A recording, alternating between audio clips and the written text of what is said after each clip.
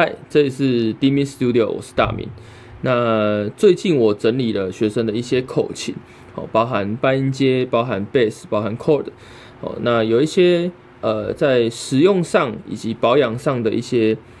心得，可以分享给大家。那据大家所知，我的工作第一个当然就是乐团的演奏，天狼星口琴乐团。那再来就是我有教很多的学校，我手上有4-5间的学校，那这些学校都是校队，所以每一年学生使用口琴的量是非常非常大的。那再来另外一个工作就是我是 Layups 口琴的制琴师，所以对于口琴的保养以及维修的经验，应该都会比一般的爱好者多非常非常多。那我们今天就来谈谈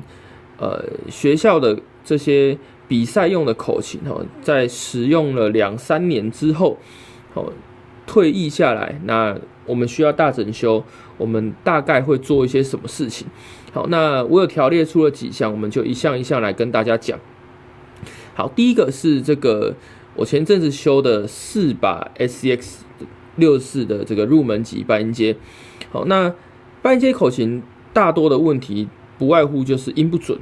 间距不够平均，然后再来就是胶片使用一段时间会老化。所以音不准的问题就是我把它重新调音，调整到443，然后我通常会习惯把低音跟高音调大概加3或加5，因为我们在吹低音或高音的时候比较容易压到音，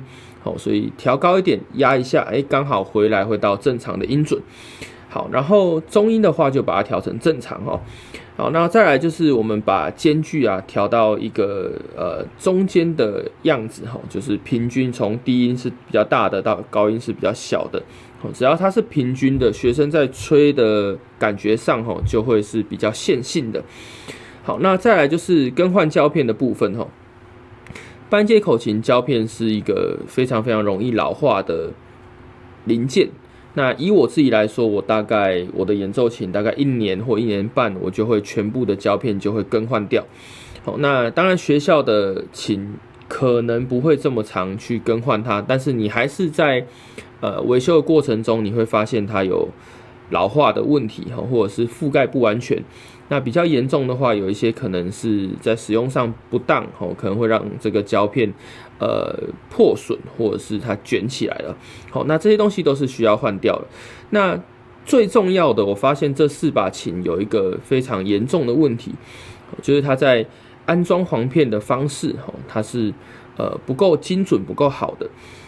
我们都知道半音阶口琴它断簧了，我们就需要安装一根新的簧片上去。那以 Suzuki 来说，它有一个套件，是你可以直接在上面打洞，然后把簧片安装在簧板上面。好，那当你这个洞打得不准，或者是你在安装的时候没有太精准的去安装它，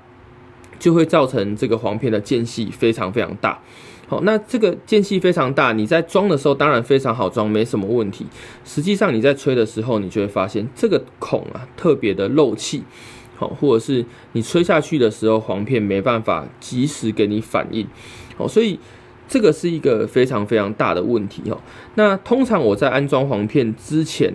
我都会对簧片先打磨，让它贴合簧板的地方是一个平整的状态。那当然簧板上面的地方你要打磨，让它贴上去的时候尽量是一个平整的状态。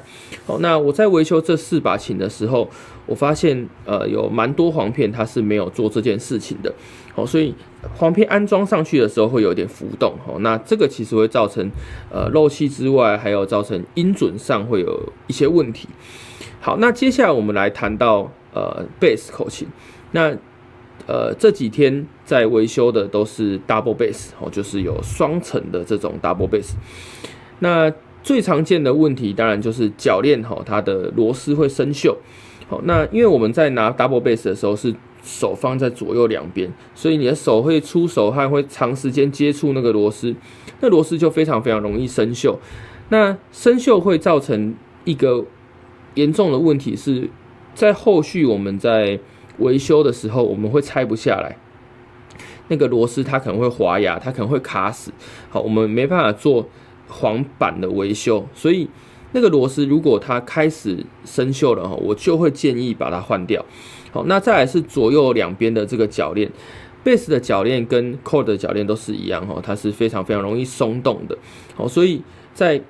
这个乐器买回来的时候，我就会把它敲紧，把它敲在固定的角度上，而不会让它上下摇来摇去的，因为它会造成在学生在演奏上的时候有一些不方便，他可能会夹到自己的嘴唇啦，或者是当他口琴一直在动的时候，他会很难吹奏一些比较复杂的音符。好，所以铰链固定是一件非常非常重要的事情。好，那我有更换簧板的螺丝，它有一些生锈滑牙，然后簧板拆下来，琴身以及盖板我都拿去刷洗过，就是让上面的一些口水垢，然后或者是一些比较轻微的锈点，可以把它去除。那贝斯这个口琴最重要的就是盖板的部分。它的盖板，尤其是旧款的 Suzuki Bass， 它特别容易变形。那这个盖板只要一变形，它就会往前挤压，它就会让原本装在贝斯上面的吹嘴往前浮动，它就会造成空隙，就很像是半音阶口琴你没有把吹嘴锁紧的那种感觉。好，所以如果你有在观察世界上比较知名的重奏团体，他们的贝斯手都会把那个吹嘴拆掉，就是减少这个漏气。但是吹嘴拆掉并不能解决盖板往前滑的问题，所以我每一把贝斯在盖板上的后侧，它有一个角度，我都会把这个角度折小一点，让它可以卡在簧板上的一个沟槽，那它就不会一直往前去挤压，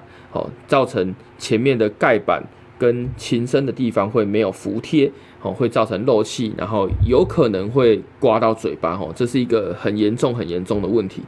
当然，你如果是最近买的 Hohner Bass 或者是最近买的 Suzuki Bass， 他们都已经改版了，没有这个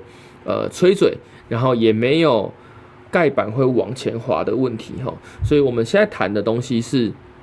比较早期买到的旧款的版本。当然这个旧版的口琴它还是很好吹，你不可能因为这个问题你就再买一把新的。所以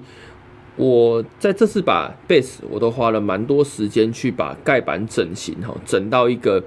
它不会往前挤压，然后也不漏气的状态。我想这个是对于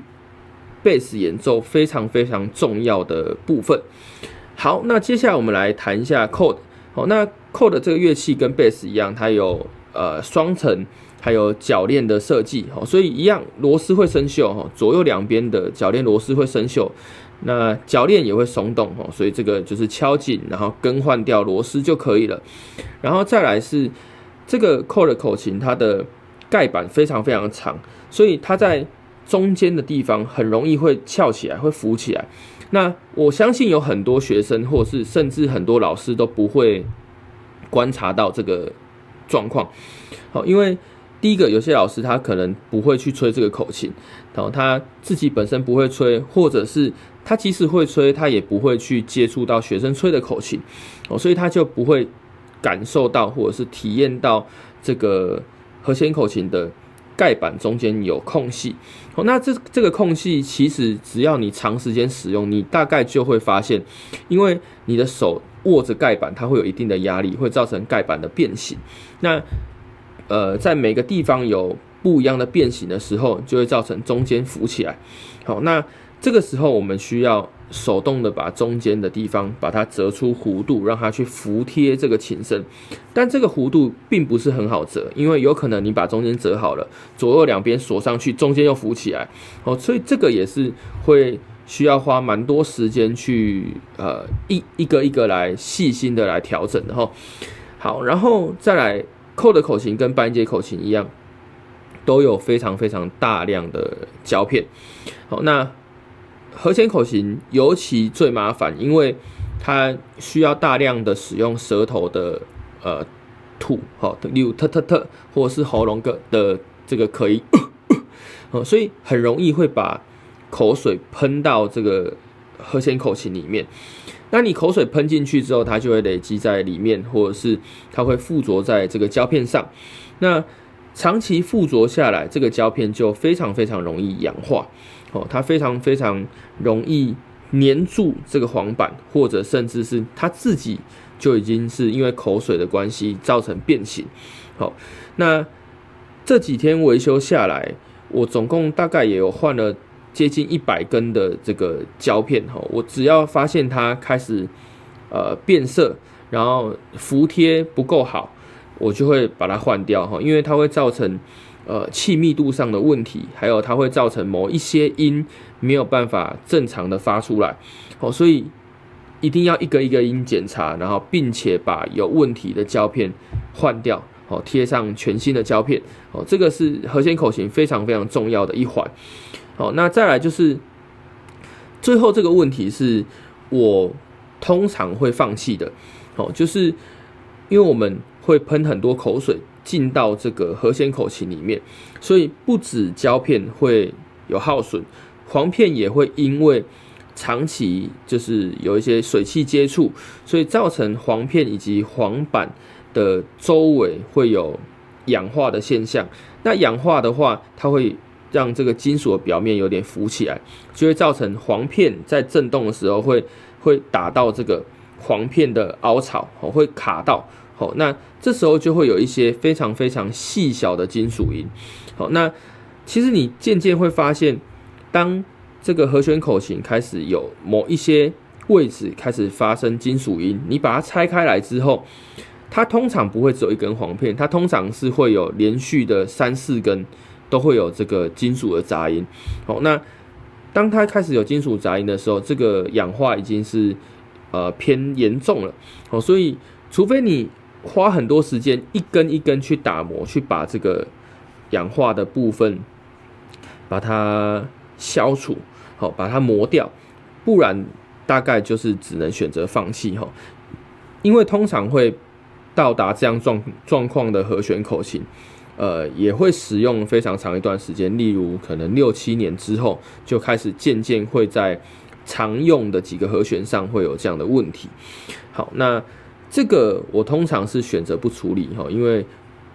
我觉得口琴它就是一个消耗品。当你坏掉了，当你发现它有一些问题很难整理，或者是很花你的时间，或者是甚至维修费跟处理之后的成果，我觉得并不成比例的时候，我就会选择放弃它。好，那以上就是我这阵子在整理这些口琴的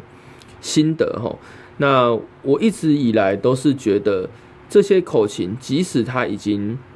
过了它的使用年限了，但只要我还可以修，只要修到我觉得还可以符合学生使用，甚至上台比赛，